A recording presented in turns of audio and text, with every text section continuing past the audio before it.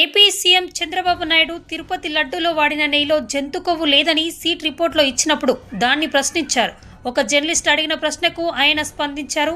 Seat నివేదిక ప్రకారం తిరుమల లడ్డు కోసం వినియోగించిన నెయ్యిలో జంతు కొవ్వు కలవలేదని తేలింది. అయితే చంద్రబాబు నాయుడు మాత్రం తిరుమల లడ్డు ప్రసాదంలో జంతు కొవ్వు కలిపారని ఆరోపించారు. ఆయన గతంలో చేసిన ఆరోపణలకు కట్టుబడి ఉన్నానని స్పష్టం చేశారు. ఈరోజు సిట్ వచ్చింది. అసలు సిట్లో మీరు చూస్తే మొత్తం కెమికల్స్తో పామాయిల్తో నెయ్యి తయారు చేసే పరిస్థితికి వచ్చారు. ఇప్పుడే కేశవ్ గారు చెప్పినట్టు దాంట్లో మళ్ళీ ఆ కెమికల్స్ కూడా కొన్ని ఆయిల్తో తయారు చేస్తారు, కొంతమంది యానిమల్ ఫ్యాట్తో కూడా తయారు చేస్తారనే పరిస్థితికి వచ్చారు.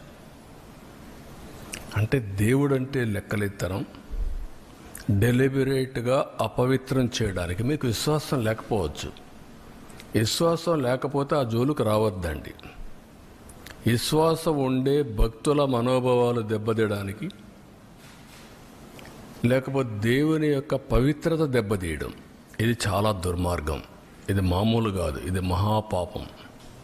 నేను చాలా స్పష్టంగా చెప్తున్నా. ఇంతవరకు చరిత్రలో వెంకటేశ్వర స్వామి జోలికి ఎవ్వరూ రాలేదు. మీరు ఇంకా చరిత్ర డీప్గా వెళ్తే బ్రిటిష్ వాళ్ళు కూడా వెంకటేశ్వర స్వామి జోలుకు రాకుండా మిగిలిన దేవాలయాలు చేసినా ఇక్కడికి వచ్చినప్పుడు మాత్రం వాళ్ళు ఇంకా ఇంప్రూవ్ చేశారు. రికార్డ్స్ కానీ, పద్ధతులు కానీ, సాంప్రదాయాలను కానీ ఇంప్రూవ్ చేశారు. That is the power of God.